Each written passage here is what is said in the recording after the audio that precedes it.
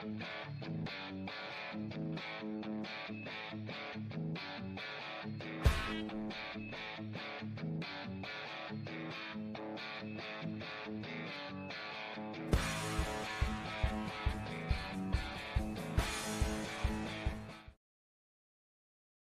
everybody, how you doing? What's up out there? Look at you guys.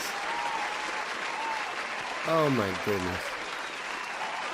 You guys are so excited. I love you too. I'm very happy to see you guys. You guys look good, man. Y'all look so good. You can put Hershey's out of business. Y'all good looking. Man, you're a fantastic crowd. Thank you so much. I'm honored. It's my honor. I'm the one that's honored. It's really me that's honored, you know? I'm the one that has to be honored in this because you guys are just amazing. But welcome back. Welcome to the Afternooner. It's afternoon, man, and it's the Sabbath. We're here on the Sabbath today. I'm going to start us off with a joke real quick. We're going to do a joke real quick to start off the Sabbath, to kick it off. But I got other things coming up. We're going to read Psalm 100 coming up because we got to get inspired. I got a poem for you. I got news for you. I got video clips. We're getting ready to watch a video clip about someone tried to kill Candace Owens, yo. But let's start with this joke. So this man moves into a new house and he finds out that it's haunted.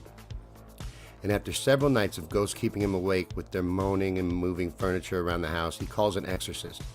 A priest eventually comes around, performs some incantations, sprinkles holy water around. The man was grateful for the priest's help with this haunting, but says that he has no money on hand to pay him. And the priest just says, "Fret not, my son. We can send you a bill. Just pay it off within the month or we'll repossess your house." See, the priest is not messing around, you know? You can't mess around. These people, they'll take advantage of you if you do. We've been watching cool shit on the Rumble channel. If you come over to Rumble and check it out. We're watching The Lost History of Flat Earth. We're about halfway through. Well, more than halfway if you consider we started with part 8. I don't know why I did it out of order, but I live streamed part 8 and now I'm doing 1 through 7. It's really good. It's one of the best documentaries I've ever seen put together. The whole thing is like 8 hours long altogether, and just an overload of information into these old buildings, the truth of our planet, all this stuff, actual real science, the sound frequencies and vibration, and how the past civilizations used all these things for their architecture and their technology, and how we don't know shit about them. But let's watch this real quick. Someone tried to kill Candace Owens, y'all. Someone made an attempt on her life. So let's listen to Candace tell us about that real quick. Someone did indeed try to kill me, or was plotting to kill me while I was on break. The FBI opened a case, and I'm going to tell you about that. I was not happy with the way that this went down, and I hope that I can get more information, particularly from those of you who live in New Jersey, because it seems that a lot of the assaults on my life have been coming from that area. What happened on September 4th of last year in a series of events was I went on Piers Morgan to debate Rabbi Shmuley after he was calling me anti-Semitic, and here is exactly what I said that warranted, according to this person who was running this group chat, him to try to kill me. So here is what I said to Rabbi Shmuley on September 4th of last year. Rabbi Menachem Schneerson. He said he was his mentor and his friend. Now, for those of you who are not familiar with Rabbi Schneerson, there were some Jews who believed that he was and is the Messiah. So rejecting Christ, but believing that that rabbi was his Messiah. Now, you may remember in the news recently, there was this radicalized faction of the Lubavitch Orthodox community in Brooklyn that were digging tunnels in Brooklyn and hurling benches at police officers. Well, and by the way, this is per the Times of Israel, that faction of individuals are followers of Rabbi Schneerson. What did Rabbi Schneerson preach? Well, he preached Jewish supremacism, the hatred of all non-Jews. And you don't have to take my word for it, because if I said it, they would say that's anti-Semitism. You should instead take the word of the 2 Jewish professors who translated his work. Those authors' names were Israel Shahak and Norton Mezvinsky. And their book was entitled Jewish Fundamentalism in Israel. And it Well, listen, you know what? Zionism is probably what he practices, and that's Satanism. That's the synagogue of Satan. But let her finish. caused an insane reaction in my life. Right, pretty much days after this, YouTube completely demonetized me, and it was led by an account on X called Awesome Jew, who was telling people to mass report my YouTube channel. man. And we were able to learn that that Awesome Jew account, the person who was running it, lives in New Jersey. Okay. Then on September 10th, and this is according to the Department of Justice, there was a person who posted a video making threats against my life, saying that he was going to kill me. And then on May 6th, we find out that this individual pled guilty. And after he pled guilty, they finally informed me of the name of this individual, and his name is Chaim Braverman. And yes, he is connected to the Lubavitchers. He said this in his video: "You'll get what's coming to you. I've never met someone that I could effing kill you right now." He then had a steel bat in his hands. I said that he was going to kill me with a steel bat. Said that he would beat me with that he wouldn't even stop, that he would kill me until I was dead. Wow. Tips at CandaceOwens.com. If you can find anything about Chaim Braverman, and I am allowed to give a statement, and I am going to obviously be asking that, just to the full extent of the law, that he is Prosecuted, of course. That's crazy, man. Can you believe that?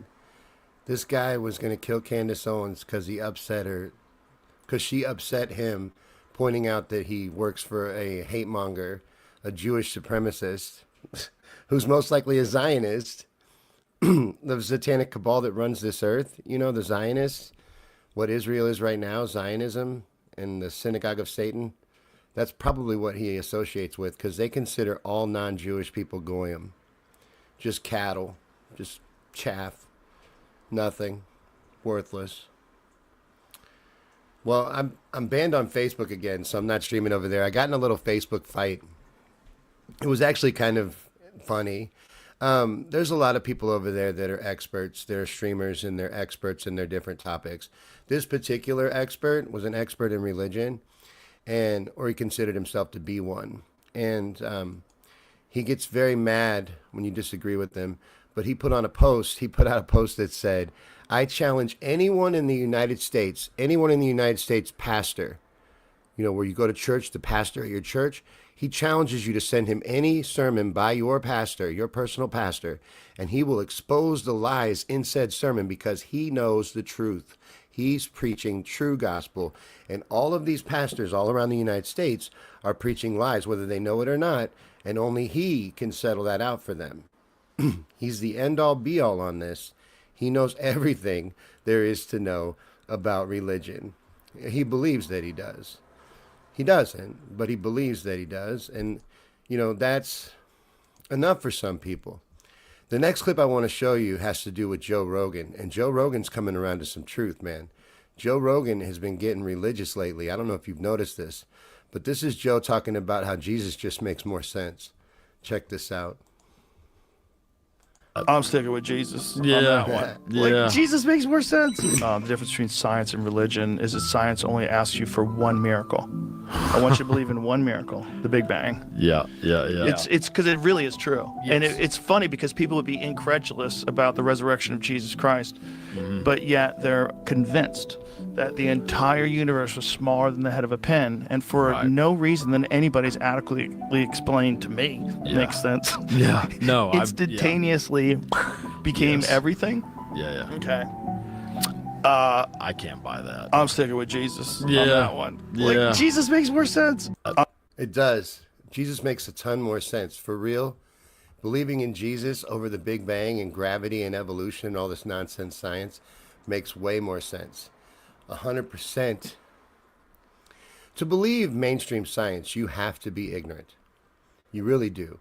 That you're on this spinning ball full of water. It's like 78% water or something like that. Some crazy amount of water.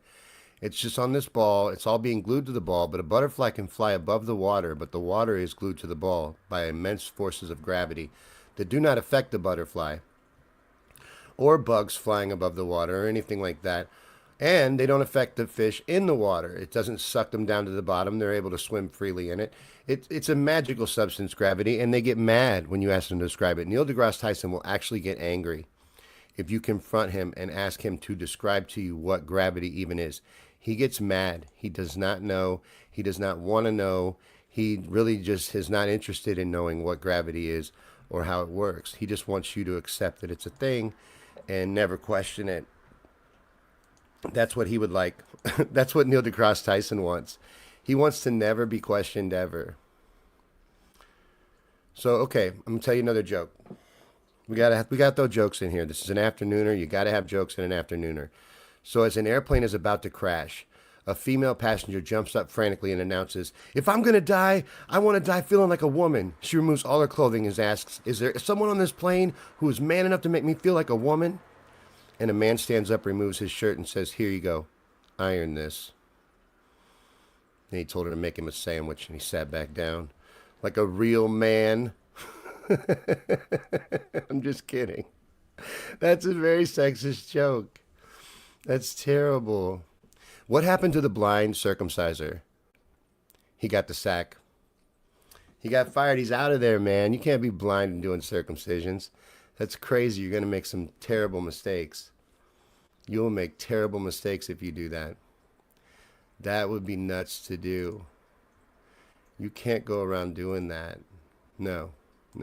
If you're a blind circumciser, man, you are out of work. I'm sorry.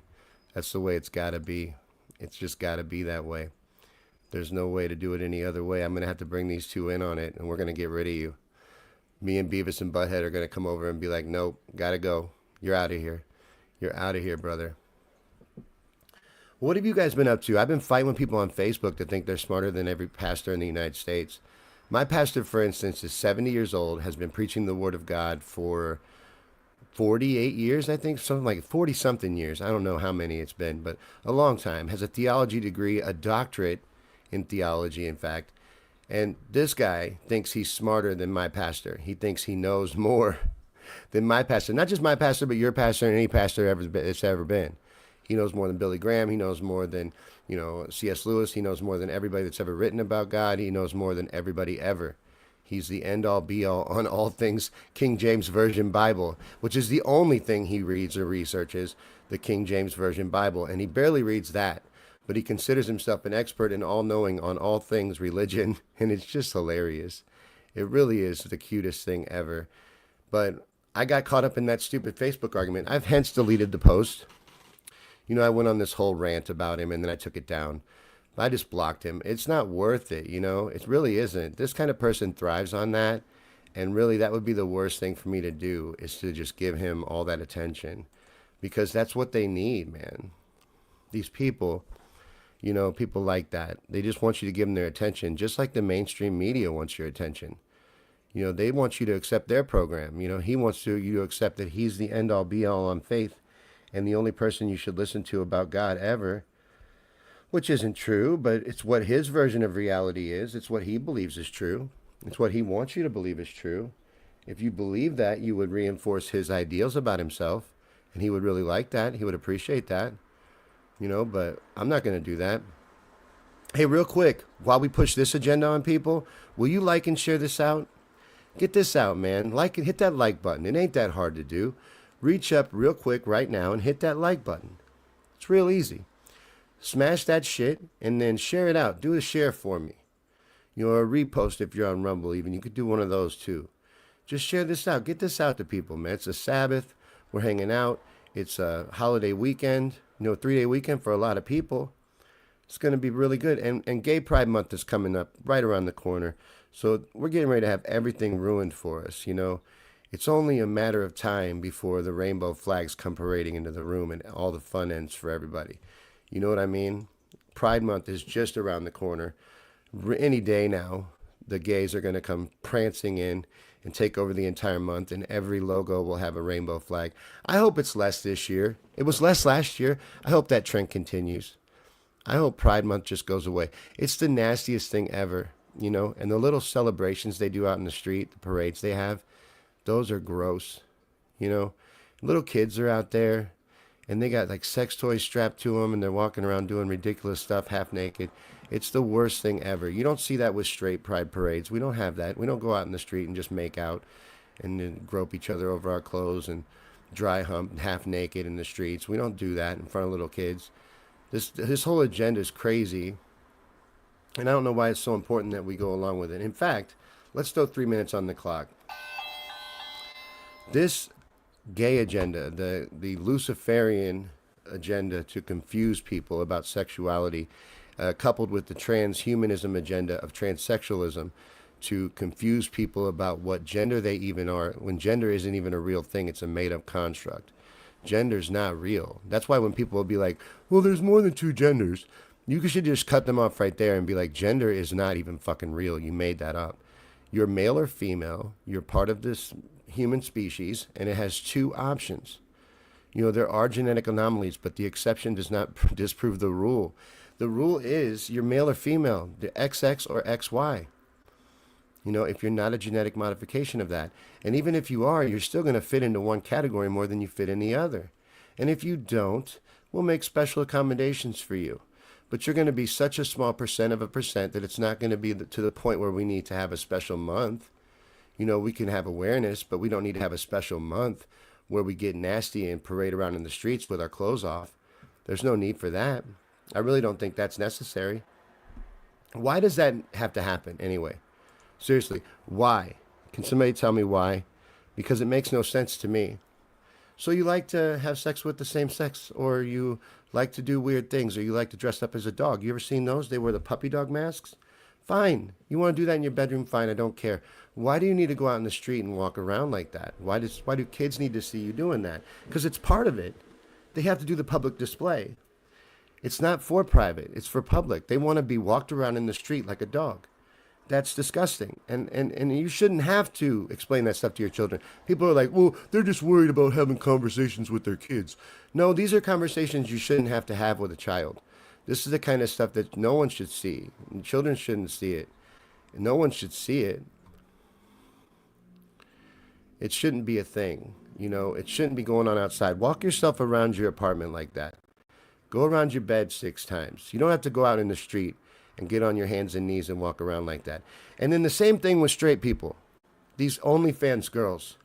That's disgusting. Having a hotel with a line of hundreds of guys that are going to gangbang you for your OnlyFans is gross. Or walking around in these little skirts where your ass is hanging out in the breeze. No panties on. That's disgusting. Or these yoga pants. What is going on with the yoga pants, girls? I have to tell you, do you not understand that that is the same thing as just painting your bottom half? Just spray painting your bottom half and walking around. We can see literally everything. Good yoga pants leave 0 to the imagination. 0. I can make out indentions. I can see curves. I can see everything. It's just like you spray painted it whatever color the yoga pants are. It's insane. You know, and I like them. Don't get me wrong, but I can't not look. You know, and people will get offended. You'll see women get offended when you look, and it's like, you're crazy. You know you're wearing that, right? That's not fair to anybody to wear that out in public if you don't want to be looked at, by the way. Did y'all know Grok is denying the Holocaust? Could that be that because the Holocaust is bullshit? You know, the 6 million Jew figure and stuff like that? Is it because of that? Is Grok giving too much information about how that's a hyped up number? That's a fake number. It just is mathematically impossible. 6.66 million Jews. You notice how it's 666? There's no way, man. That's a fake number. It's to justify Zionism. So everybody thinks it's so horrible. It was probably more like around 2, which is a lot. Like, I don't know why you got to exaggerate when you have 2 or 3, you know, but not 6.66. No, it wasn't. No, it wasn't. That's just something they're inflating to justify what's going on in Israel and Israel's existence. But I wanted to show you another video. This is Cliff. I can't say his last name. I'm going to have to learn this dude's last name if I'm going to keep playing his videos. But Cliff, let me read it. Cliff Connectel? Cliff Connectel. He's amazing. He's going to dispute this kid who's saying the Bible was just written by a bunch of random people.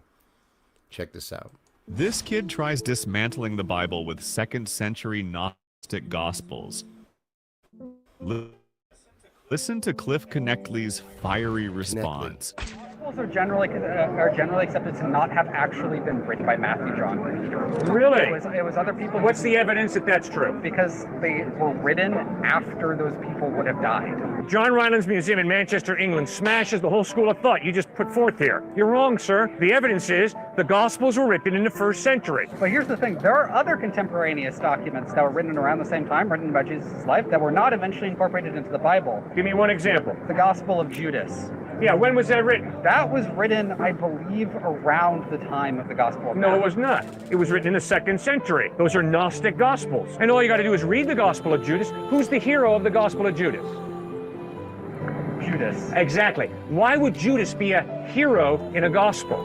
Because the Gospel of Judas says that Jesus asked Judas to betray him so he could die on the cross and be resurrected. The Gospel of Judas is making Judas Iscariot the hero because it's based on a Gnostic philosophy that the physical is evil and the spiritual is good. And Judas Iscariot was a great guy because he helped Jesus lose his body. That's why Judas Iscariot is the hero in the Gospel of Judas. So I'm pointing out that there are a lot of Gospels that have major contradictions in terms of the story. Good. Give me one. I mean, Judas Iscariot being asked to betray Jesus by Jesus for one was the one I was going for. It's not an historically accurate Gospel. It's based on Gnostic philosophy. There's also the Gospel of Peter, which I believe is actually the oldest one. It's not the oldest one. Once again, 2nd century. That one was 2nd century, okay. Yeah, those Gnostic Gospels are 2nd century Gospels, which means they're obviously not written by eyewitnesses. They're not written by those who knew the eyewitnesses. But the name of Judas and the name of Peter is attached to the document to give it significance, to up its credibility rating. You know what, though? Wes Huff says the Gospel of Judas is a complete fraud. He says it has a PDF file link in it. That would make it a fraud. You know it? If it has a PDF file in it, it's not from the 2nd century. I don't think they had PDF files in the 2nd century, do you? No, I'm pretty sure they didn't. So I don't think that's legit. I really don't. I don't think it is. I think the Gospel of Judas might be a fraud. And there's another one that Wes Huff disputes. The one, the Mary Magdalene book, I think. It's the book of Mary Magdalene, something like that. It talks about Jesus having a life with Mary Magdalene and not being crucified. He says that one's a fraud too. I like Wes Huff. You know, I've showed Wes Huff to you before. He's a really good researcher. I'm going to go through some news with you guys. You guys want to look at a little bit of news? I think it'd be a good idea if we looked at a little bit of news. So let me pull Grok down here. Because Grok's denying the Holocaust. I don't know if you knew that, but he's a character, that Grok. You got to watch out for him. Because he likes to help you. He's very helpful. And, you know, sometimes he's too helpful. X was out today. So, well, last night into this morning. It's back up now, but not running very well. I don't know if you use X, but if you do, you can tell it's not really up that well. But it wasn't loading feeds at all earlier. And then I also lost my blue check in the process of all this. So I don't know what that has to do with anything. But I paid for a year of premium Twitter, and I got approved for a blue check. And all I did was change my profile pic. Are you not allowed to change your profile pic on X? It's hard for me to call it X. I know I keep calling it Twitter. But it was Twitter. And you changed its name to X, which isn't even short for Twitter. So it's like, it's hard. It's hard for me to get used to. But X has been down. So X is back up for most users after what appeared to be a significant outage that spiked early this morning around 9 a.m. I was having trouble with it last night. But Global Internet Modern Net Blocks posted this morning that X has been experiencing international outages for some users for a second time in a week. Yeah, it's broken. And I think it has to do with the new rollout of the Voice Grok. Have y'all played with Voice Grok? It's pretty cool. I like Voice Grok. I'm digging it. It's neat. You can do different ones. It has like personalities. You can do different Groks. So it's pretty neat. I like the conspiracy theory one. That's my favorite Grok. Looks like we're getting ready to make some money here. We're having a global pivot. Trump is pivoting. Trump is turning towards the Middle East. He's buddying up to Qatar. We got that new Air Force One we're getting from Qatar. And he's all defensive about it, you know. He's acting like he would have been for this had any other president done it. He's actually come out against it when Hillary's done it, when Barack Obama's done it. And when Biden did it while he wasn't president, when to accepted gifts from these people that he thinks he shouldn't accept gifts for, and Qatar would be one of them. But he goes over and kisses the ring just like every other president. I don't know why he acts like he's above it. Just like now with the jet, he's like, wait a minute, why are you even asking that? You're a bad person for even asking that question. How could you ask me that? In fact, we should celebrate the new jet. Let's celebrate. I wanted to read a psalm. Let's read Psalm 100. It's about celebration and about being grateful. Let's see what it has to say about this, and maybe Trump can get a little justification here. So let me change this. Well, no, it's okay. We'll leave the news up there for this. But Psalm 100. Make a joyful noise unto the Lord, all ye lands. Serve the Lord with gladness. Come before his presence with singing. Know ye that the Lord, he is God. It is he that hath made us, and not we ourselves. We are his people, and the sheep of his pasture. Enter into his gates with thanksgiving, and into his courts with praise. Be thankful unto him, and bless his name. For the Lord is good, his mercy is everlasting, and his truth endureth to all generations. Amen.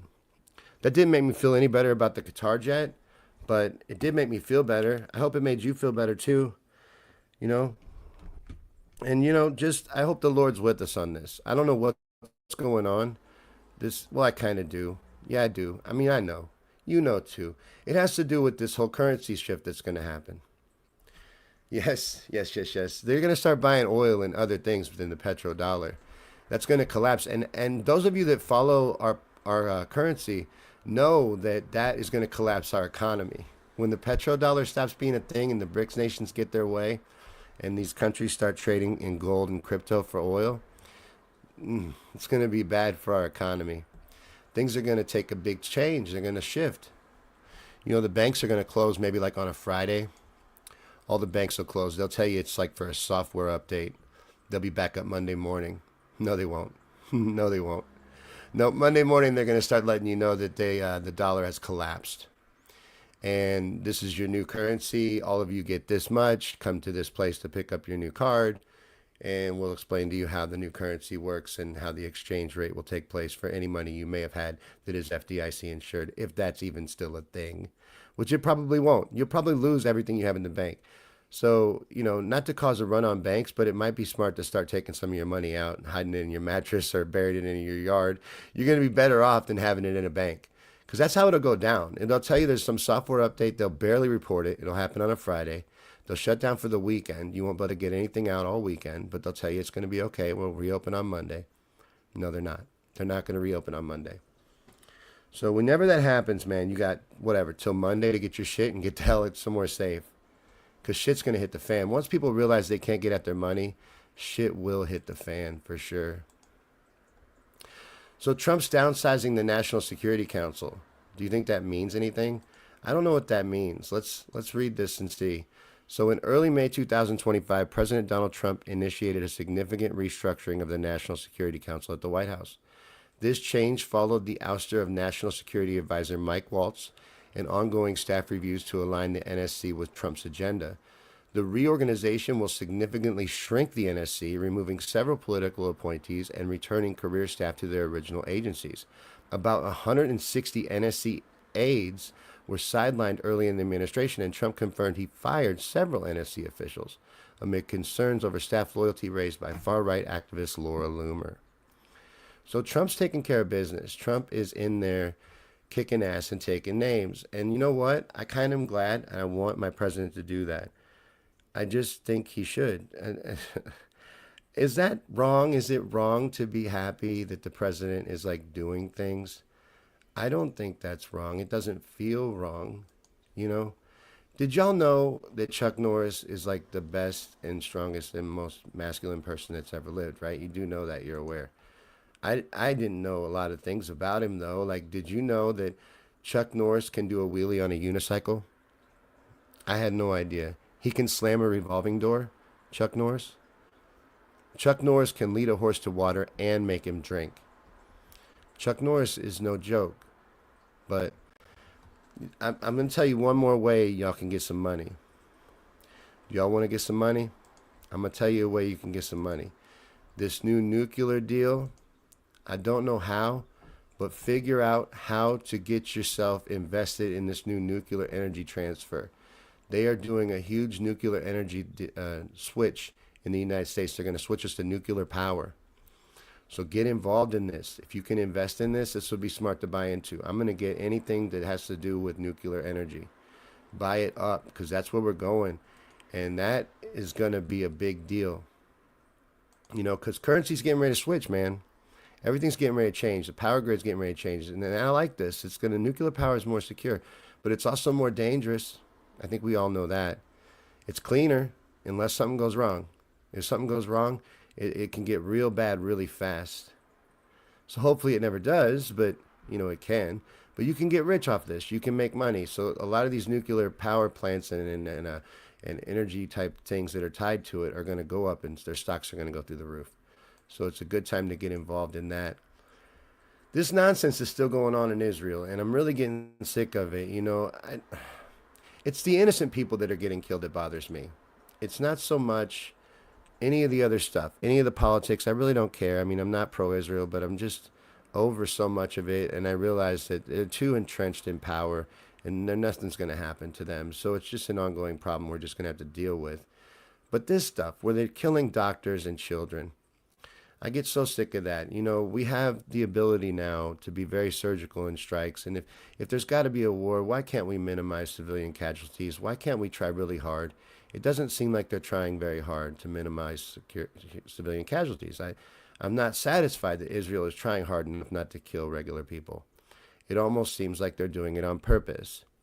And I don't want to think that, but someone wants me to think it. Why do they keep making me think that? You know, it's not a comfortable thought. I'm not happy about it.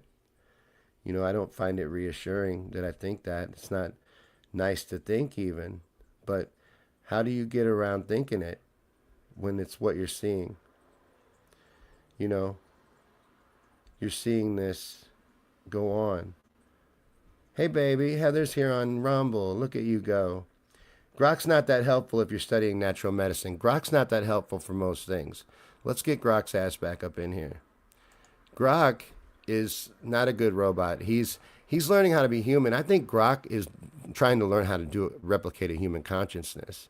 If you want to know what I think that's what they're training Grok for. I think they're training Grok to replicate human consciousness. You know, they want to upload their souls and what they think are their souls into these robots and live forever. They can make a copy of themselves. I'm sure they can replicate their personality, etc. But it's not a continuation of their life. It's just a program that is now copying what they act like and is like, you know, replicating their personality, but it's not them. It's not a forever life, you know? So thanks for holding Rumble down, baby. I appreciate you. Make sure you hit like before you leave, hun. Don't forget to hit like. I see that you haven't done it yet. Smash that like button, baby. You got to do that. It's very important. It's a very important part of this. You got to hit like and share it out. Share it to Facebook, share it to Twitter, X, LinkedIn, wherever you're at, wherever your socials are at, wherever your friends are at, drop it in someone's mailbox. Just put the link on a piece of paper and drop it in their mailbox. That's what Grok would do. Grok would help me. Are y'all going to get one of these robots? They say they're going to be like $10,000 to $15,000 and everybody's going to own one. I don't want one. Do you want one? Would you have this robot in your house? Would you have this thing helping you around the house and doing tasks? Do you want anything to do with that? That creeps me out. I don't want that. I wouldn't do that. I would never do that. I got a little bit more news to show you. It's very exciting. But first I want to show you this meme. So this meme is about a girl frantically running down the ice cream truck. And when the ice cream guy stops, he's like, "What'll it be, lady?" And she's like, "Nothing. I just wanted to tell you I'm vegan." These girls, they love telling you they're vegan, you know? They love that shit. That's their favorite, to tell you they're vegan. People, well, all vegans like to tell you they're vegan. But you know what's cool? This is a cool story, and it's kind of dumb. I give you that. It's a little bit dumb. But Pam Anderson, all right? She was a huge sex symbol in the 90s. Always looked all tramped up, you know, because that's where her bread and butter was. But now she's an older woman, and in a world that's terrified of aging, she's coming out with no makeup, no hair and makeup people at all, going red carpets, just looking regular, and she's very pretty still. But most women are pretty. They're just afraid of aging. She looks very good for her age. She's owning her age. She doesn't look plastic. You know what else I like about Pam Anderson? She doesn't look like she got a bunch. She may have gotten some, but she doesn't look like she got a bunch of plastic surgery. Maybe none. I don't know. But I mean, her chin area is pretty tight for maybe having none. But whatever she's had, it's been subtle. And I think that's neat that she would come out like that. Although, why am I impressed with that? I mean, how is that very impressive? It's really not if you think about it. It's kind of silly that I'm impressed by it. But something that's going to make you guys feel better about everything in the world, and I want to end our news with this, is that Kim Kardashian was robbed, but 8 out of the 10 people that robbed her have been found guilty. So justice does exist in this world. If your name is Kardashian, you can get some justice. You can also take kids away from a billionaire and ruin their life and drive them insane. That's something you can do if you're Kim Kardashian. That's something she has done. But yeah, 8 out of the 10 people that robbed her have been found guilty. They got jewelry worth about $6 million, including a $4 million engagement ring from Kanye West. And 8 out of the 10 guys were found guilty. 2 of them were found captivated by Kim's ass and then drawed up into some bullshit. But 8 of them were guilty. 8 of them stole that shit from Kim. And they've been brought to justice. So we can all sleep better tonight. Everything's going to be okay because ignorance is bliss. And we can be some dumb sons of bitches. We can just sit there with our phones scrolling. We don't have to think about nothing. And we can know Kim Kardashian is safe and sound. But thanks for hanging out, man. This has been the Afternooner on the Sabbath. But I got other things to do. I got to clean the house. I'm sure you got things to do. We hung out for a while. We're good. You guys are good. I'll probably stream some more of that Lost History of Flat Earth later today. So be looking for that. We're going to do chunk 3. I love that documentary, and I just like watching it with you guys. But take part. When I'm playing it, take part in the conversation so I can put the live chat up on the screen. You know, that's half the fun, and no one ever does it on Rumble. They're not chatty over there. You guys can talk. Please talk. I want to talk to you. I'm watching it with you. I want to hang out. Anyways, I love you guys. Have a great day. Thanks for hanging out with me. I really appreciate you. This has been the Afternooner, and we'll probably be back Monday with something. I'm off Monday, so we'll do a motivation in the morning and maybe an Afternooner then too, huh? Wink, wink. Have a great day, guys. Your mama's so fat, her ass is everywhere. Talk to you later. Bye-bye, guys.